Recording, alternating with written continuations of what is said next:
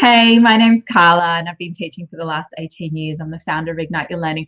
I wanted to just have a quick chat with you today about how to discuss texts like dystopias and, speculative fiction and even science fiction, where you'll have a world that takes an element of the current day context and exaggerates it into being much worse than it is in the current day.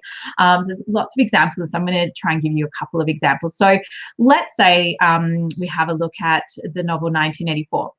So in 1984, you've got this totalitarian structure where, you've got the people in charge are just like they're, authoritarian. So nobody can argue with their power.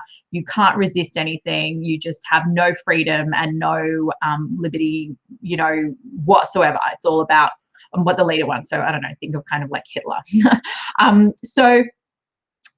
Even though in the context that 1984 was written, which was George Orwell's time in the 1940s, that world is not real, right? So, they don't currently live in a world where there's a dictatorship and nobody has any freedom or ability to resist at all. But what he's done is he's taken those concerns of that era, because it was just after the fall of Hitler, coming to the rise of Stalin, and those fears were still there about leaders or, people getting into these really scary positions of authority.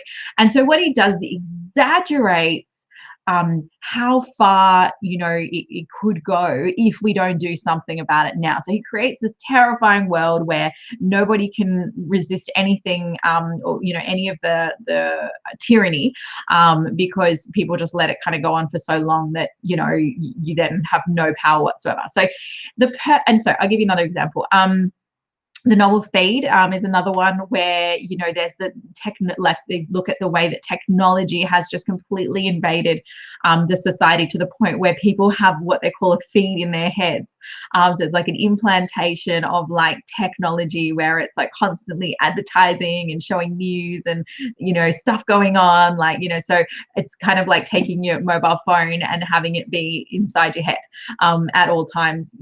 I don't even think you can turn it off, right? So, in that particular world, they're exaggerating the implications or the impact of technology, which is obviously a current day fear and concern, and putting it forward, or, like exaggerating it to a world where, you just can't even get away from it. And then there's a point where someone tries to have it removed and they can't live anymore. So it literally takes away humanity, is a point there. Other examples, Mary Shelley's Frankenstein, the original science fiction, where Mary Shelley took the discovery of galvanism or electricity in her era, the 19th century, and exaggerates it to the point where an individual goes to the graveyard, gets all these, parts of dead bodies, I don't know, stitches them all up and creates a Frankenstein. So gives it life through electricity. Now, obviously, that was not anywhere near happening at the time. But what she's doing is showing the fact that, we've got these discoveries. We've got the fact that, people are sort of trying to play God in a way. And during a religious context, that was a bit of a concern and a fear. So, what she does is she exaggerates like a world or a situation, which in the current day, you can't even imagine that, you couldn't imagine having, like a technological, maybe in some ways you can now because we're on our phones so much, but, having that be like in your head, in your eyes, like at all times, or having, a being being created, although with cloning and things, that's a lot more possible now than it was before.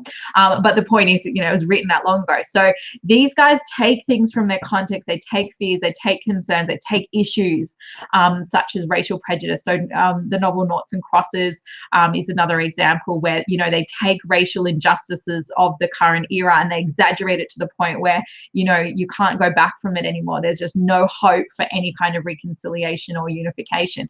And the reason that these composers create these exaggerated like dystopias, or they speculate on, what could be the case here, is because they want to create fear in the reader, fear in the audience, to go, hold on a second, like this is terrible, you know, like we don't want it to get to this point, you know, or, you know, I didn't even realize things were this bad. But yeah, mostly it's that it gives you a shock, right? Because if you just see what you already currently have in front of you, you don't really notice it, so used to it. But they give you something that's like a lot worse than what you currently have, then you look back on your context and go, oh geez, okay, we better be a bit careful about the way that we sort of just give all our power up to these leaders, or, you know, give into technology, or, you know, whatever the situation, racial prejudices, if that last one was your example. So yeah, so make sure you're clear, because the purpose of these composers is very deliberate. They are creating a caution, like we're having a cautionary tale where they're telling you, hey, don't let these things get to the point where, you know, this is what the world now looks like and we can't do anything about it, right? Do something about it now. You need to change something. And that is the key thing that you need to identify, is the composer's purpose when you're looking at these kinds of texts.